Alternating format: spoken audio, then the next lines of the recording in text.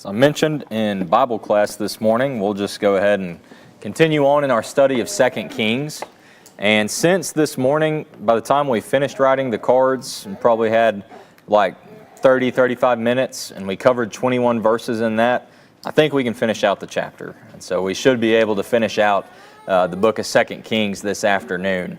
This morning, we looked at the first 21 verses of chapter 25, how it is that King Nebuchadnezzar and his army had laid siege against Jerusalem. They were able to take the city of Jerusalem, taking basically all of the prominent figures, and they were put to death before Nebuchadnezzar, except for King Zedekiah himself. Zedekiah was ultimately taken captive to Babylon after he had to witness some pretty gruesome things, and we'll just leave it at that for now. But we recognize how it is that all of these bad and unfortunate things were taking place in Jerusalem. The great famine that was there, and everything that we looked at this morning in the book of Lamentations as it relates to the extent of that famine and a lot of the emotion involved in the fall of the city of Jerusalem. And so we finished off with verse 21, seeing how Judah was carried away captive from its own land.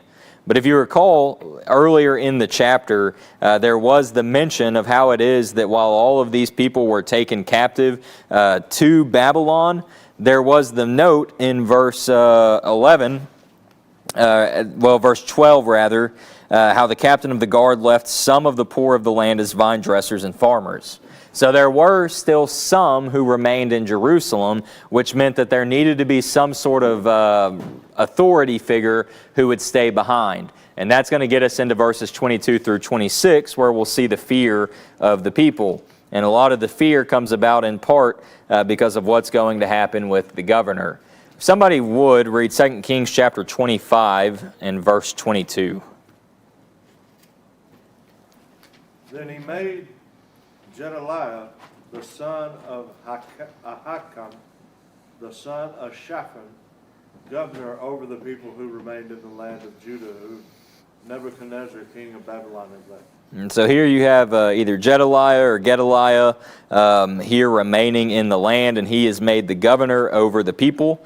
Gedaliah was the son of Shaphan, as it mentions here.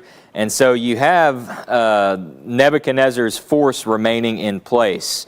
Nebuchadnezzar was not going to set up a new capital in Jerusalem, but he needed to make sure that there was somebody there who could be basically the go-between, that there was someone who would be authoritative enough to call or to do what needed to be done and be able to report things back to him for those who remained in the land. And so that's what Gedaliah's responsibility is going to be. He's not a king, but he is a governor. He is ruling solely under the authority and the power of Babylon. And so that's all that's taking place here.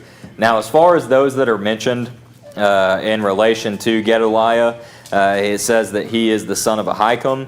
Ahikam, if you go back to Jeremiah 26 and verse 24, was one of the very few pro-Jeremiah supporters.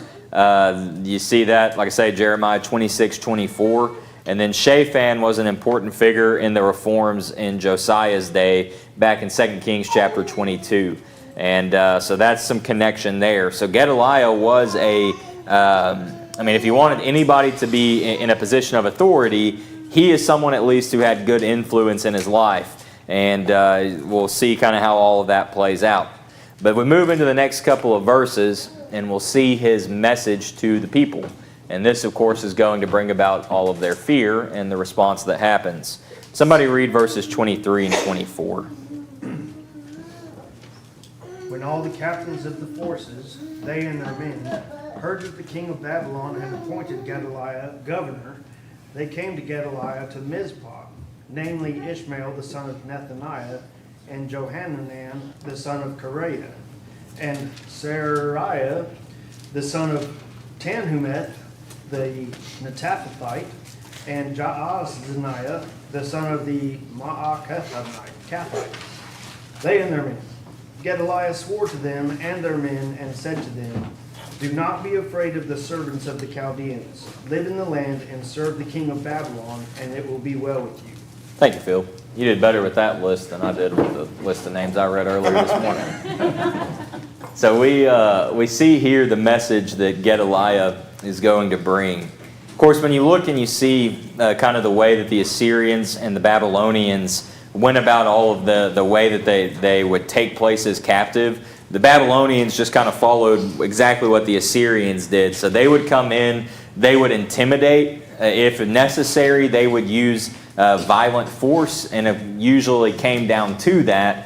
But for the most part, it was just fear tactics is what they would use. Intimidation, psychological terror, all sorts of these things, and then following all of that, mass deportation, and they'd lay a pretty heavy tax on the people. So obviously, anyone who remains behind is not going to be the biggest fans of the Babylonians, which is why people are not going to like what Gedaliah tells them. Because in verse 24, Gedaliah basically just tells them, don't be afraid. Don't be afraid to serve them. Don't be afraid to dwell in the land and serve the king of Babylon, and everything's going to be well with you. Yeah. Yeah. Jesse recognizing kind of the reference we made this morning from the book of Jeremiah, that now Gedaliah is speaking the same message that Jeremiah spoke, to just basically serve them and everything's going to work out well for you. But not everybody's going to want to do that. Now we can see in this change of location, where is it that they came to Gedaliah if you look in verse 23? Mizpah. In Mizpah. So they're no longer using Jerusalem as kind of the political center. It's not very far from Jerusalem, but just a little ways north is where Mizpah is. But I do at least think that's good to bring out, because up to this point, for the most part, unless it's in the northern kingdom, in Judah, everything is central to Jerusalem. And now you see that because of everything that took place in Jerusalem, they can't even set up, a temporary government there or anything like that. They're having to be in Mizpah, and that's where the people have come from. Jerusalem is no longer the center of Jewish life or authority. Now it mentions within these verses the ones that come to him. There's those names that Phil read so beautifully for us, a lot better than I can do on many of those names there. But the mention of all of those who come to him, some of these were some fairly prominent individuals, some important positions that they had previously held, at least in the nation of Judah. And the reason it is that they managed to somehow evade captivity is because, if you remember, what happened that we talked about this morning whenever the Babylonians began to come through the walls and the walls broke down, what did the men of war do? They fled. And so they scatter, and obviously the focus of the Babylonian army was to capture who? Zedekiah the king. So not everybody would have gone toward Jericho like Zedekiah did. Some would have gone elsewhere, and that seems to be the case for these individuals now. They've heard that things have leveled out at least a little bit. They've heard there's a new governor in the land, and so we're going to see what this governor is going to do. If you look in Jeremiah chapter 40, Jeremiah chapter 40 and verse 7, it talks about how these individuals, the captains of the armies and their men, that says that they came from the fields, or depending on your translation, from the open country. So basically they had just gone and they had hidden and laid low until they believed it would be okay for them to come back. And when they come back, they are immediately met with the message from Gedaliah, do not be afraid, dwell in the land, serve the king, and everything will be well. And then we're going to see the way that people respond to this. Someone read verses 25 and 26.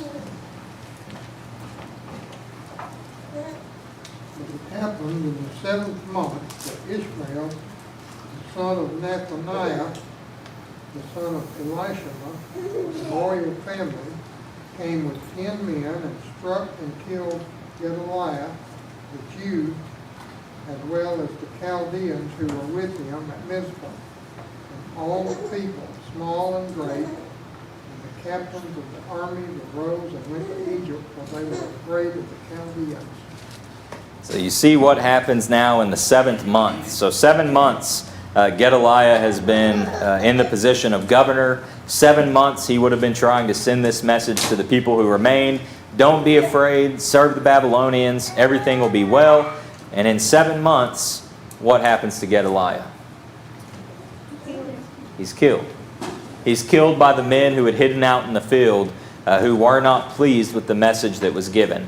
Now there is more that goes to this, and we'll discuss a little bit of that. But do you notice something interesting? At least I think it's interesting in verse 25 as far as some detail about one of these specific men with Ishmael. What does it say about the family he comes from? It's the royal family. Of course, a lot can be said about that, perhaps leading to some of the motive as to why he does what he does. But it's this little mention right here, almost at the very end of the book, about somebody from the royal family who was still living. He's not doing what he needed to do, but he was a member of the family and he's still alive, and that's something we'll circle back to once we get to the very end of our study here in just a moment. But if Ishmael, he comes in, he strikes down Gedaliah, but not just Gedaliah, also the Jews and the Chaldeans who were there with him at Mizpah. And so you have this situation where basically anyone who was of any significance that still remained in the land, Ishmael took care of them. Now, with this, like I say, there's more that goes to it, and we're not going to be able to really stop and look and think about all of it. But go back to the book of Jeremiah, and in Jeremiah chapter 40, we mentioned Jeremiah 40 and verse 7, where it said that these captains of the armies and their men came from the fields or the open country. And if you keep looking in Jeremiah chapter 40, it gets to this situation around verse 13, where Gedaliah is warned that Ishmael had been sent by the king of the Ammonites to come and to kill him. And Gedaliah basically says, no, it's going to be okay. And the one that revealed it to Gedaliah is seeking permission to go and take care of Ishmael himself, but Gedaliah kind of brushes it off and says it's nothing to be concerned with. And then when you get into Jeremiah chapter 41, that entire chapter explains what happened that the king describes in the 2 verses here. In chapter 41 of the book of Jeremiah, it talks about how Ishmael comes in, he kills Gedaliah, kills the other men that were there, but beyond that, he then, after he's leaving, encounters a group of those who still remained in the land, a group of Jews who were coming to basically pay tribute and make offerings to the Lord, a group of 60 men. And Gedaliah took and kills them as well, and then takes as many of the people that he could captive, all with the intent to carry them back to the Ammonites. All of that's going on, and then you have some of the others who were mentioned earlier in the text when Phil read it, one of which being Johanan. And Johanan rescues all of those who were taken captive by Ishmael, and they eventually then make their way to Egypt, despite Jeremiah's warnings and Jeremiah's insistence to stay and to serve the king of Babylon. All of these things are going on. You have all of this upheaval and turmoil, and nothing is stable. I mean, you cannot say there was any sense of stability in the land at this time, ever since the Babylonians came in and began to take the land from the people of God. All of that's going on, and as a result, the people certainly were afraid. It's what you get at the very end of verse 26 about how it is that the people were afraid of the Chaldeans. And because of their fear, they were willing then to leave the land, those who remained, from small to great, the captains of the army, anyone who remained, and they went to Egypt. And can you see the irony in a lot of this? Where did the people of God, before coming to the promised land, find themselves? Back where they started. They were in Egypt, in slavery, captivity, harsh bondage, and now where do they believe is the only place they can find refuge? Back where a lot of their history started, right? Back in Egypt. Found one writer that said the epic saga that began with the exodus from that land, speaking of Egypt, has turned into a horror story of sin and judgment, and they now have returned from whence they came. You think about everything that has taken place since the children of God left Egypt, and now they find themselves going back. Like we said earlier this morning, it's kind of hard to really stomach some of this.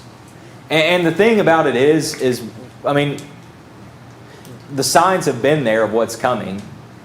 It's something we know on this side of things, looking at the history of it, we know what's coming. For the people who were living it, the prophets told them what was coming. Nothing should have taken them by surprise, but it doesn't make what happens any easier, does it? I mean, if we feel the way that we do now, how did they feel then? Because it's still something that, again, we've seen what's coming all along. The main thing that we've been talking about and working our way toward in this study of 2 Kings is the fall of the nation. That the northern kingdom, it's already happened to them. We see it happening now to Judah, but it still doesn't and shouldn't sit right with us. Like we talked at the end of class this morning, how should it make us feel then to realize if we are not careful, the same thing that happened to them can happen to us, spiritually speaking, still today. We have to make sure that we learn these lessons. We have to make sure that we learn and we grow from it, and that we don't repeat the mistakes that they did. But I'm thankful at least that right there is not the very end of the book of 2 Kings. There's still a few more verses we have here in chapter 25 that I do believe leave us with a little bit of a ray of hope, and something that is going to be left undone and unsaid at the end of this book. But that's going to come with the king's release in verses 27 to 30. Let's have someone look at verses 27 and 28 first. If someone could read verses 27 and 28. Now it came to pass in the 37th year of the captivity of Jehoiakim, king of Judah, in the 12th month, on the 27th day of the month, that evil Merodach, king of Babylon, in the year that he began to reign, released Jehoiakim, king of Judah, from prison. He spoke kindly to him and gave him a more prominent seat than those of the kings who were with him in Babylon.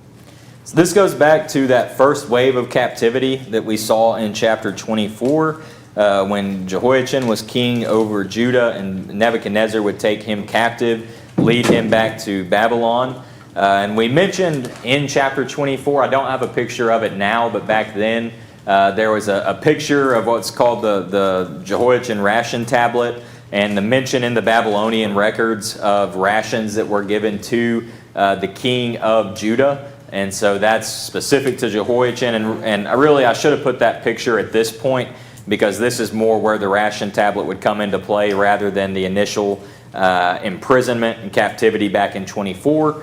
But that's just something to keep in mind and to remember that we brought up then.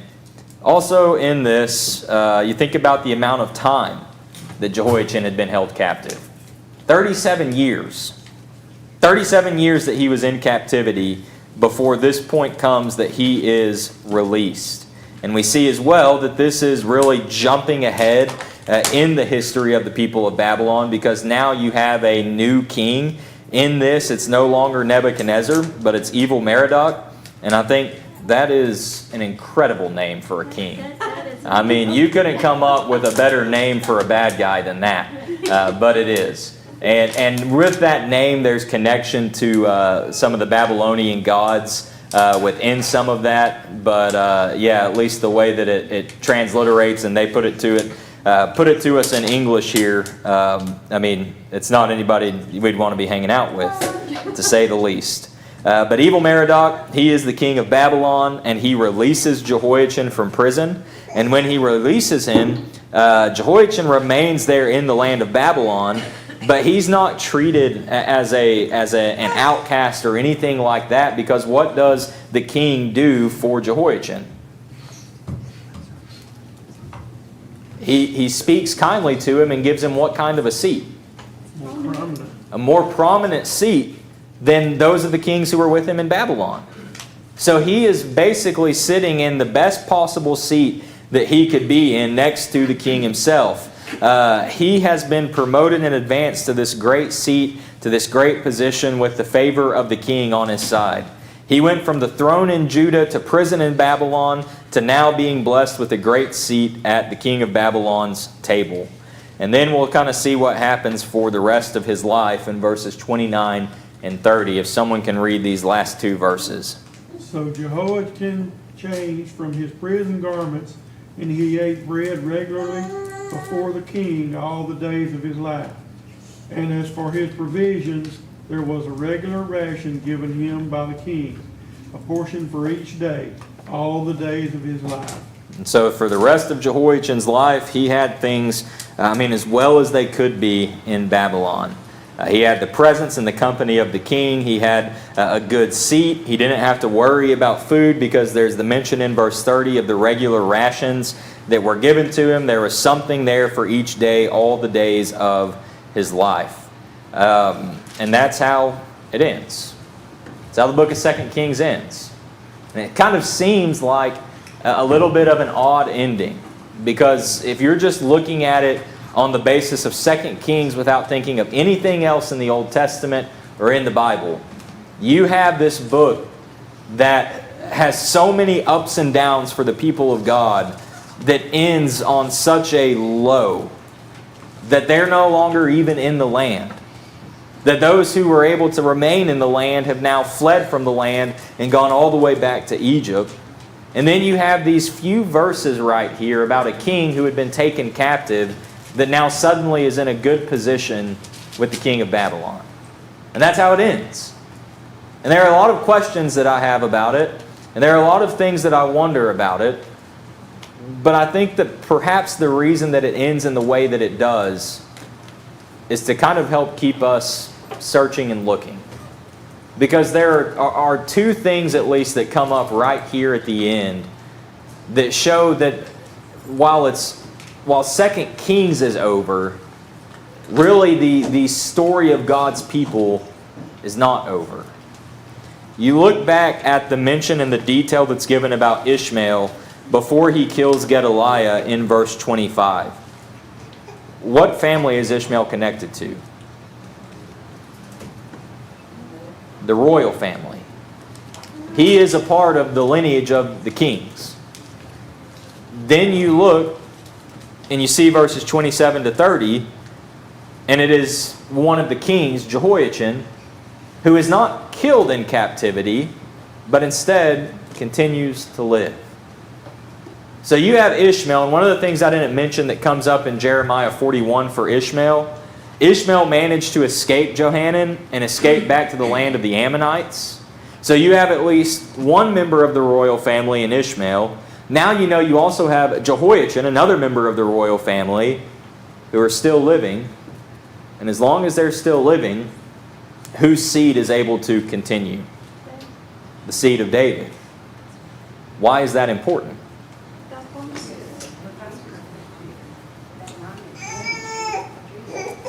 It's because of how it's all going to lead to Jesus.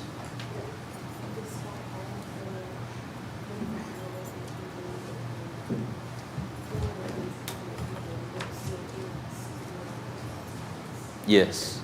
Yes. As Alex recognizes, despite all of the evil and the horrible things that happen and that God's people do and what happens to them throughout the book, it ends with the reminder of the promise that God had made to His people, that God had made to David, that's all leading us to Jesus.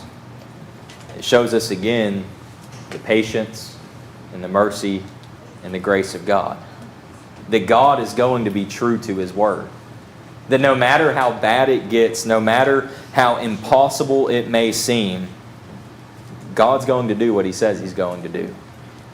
I mean, you think about what's going to continue to happen, and even after these things take place, at least even before Jehoiachin would have ended up being released from his captivity, after the situation that happens with Ishmael, and it seems like there's no hope anymore for the people of God, do you remember what Daniel prophesies in Daniel chapter 2? To King Nebuchadnezzar himself? Babylon's not going to continue to stand. The Medes and the Persians that would come after would not continue to stand. Even the Roman Empire that's going to be coming along isn't going to stand. But there is a kingdom that will stand. And it will stand forever. Daniel 2 and verse 44. The hope that's there. And as we recognize, all of which gets us to Jesus. And Jesus, who is a king, unlike any of these kings that we read of right here in the book of 2 Kings. He's the one that everything has been pointing to and leading to. we think about some of the lessons that we can learn from chapter 25, and really these are lessons that are not just specific to chapter 25, but I believe we could say are true for the book of 2 Kings as a whole. The first lesson, and this is just kind of that repeat that keeps coming up, is that God is sovereign. In this book that is all about political ups and downs and changes of power and imbalances of power and all sorts of things going on, anytime there's anything that relates to politics and government, who should always reign supreme? God. And one of the lessons that we find here in the book of 2 Kings, God is always reigning supreme because God is sovereign. He is in control. He has all authority. Even when it is that it seems like He's not in the picture, why is He not acting? He is.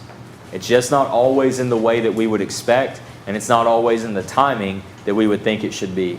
God is a sovereign and a ruling and an authoritative God. Another important lesson we learn, not just from chapter 25, but from the book as a whole, is that no earthly king or political figure can save us. I didn't go through and count how many kings there were, and it probably would have been a good thing for me to have done. I don't know, some of y'all who are teaching right now, y'all might know. But how many kings there were in the northern kingdom, and then how many kings there end up being in Judah, before there were ever any kings in the land of Israel. So even before Solomon or David or Saul, you had what, 13 judges? We could keep thinking about those who were in important positions and were in the positions of leadership. But what happened every time that it was a man who was in that position? Or a woman, if you go back in the Judges? There were ups and there were downs. How many are on that? 40. So you have 40. Did any of those 40 manage to save the nation and save the people? There were victories that were in there, and there were times that things would go in the right direction, but none of the kings could actually save the people. You think about connection for us today.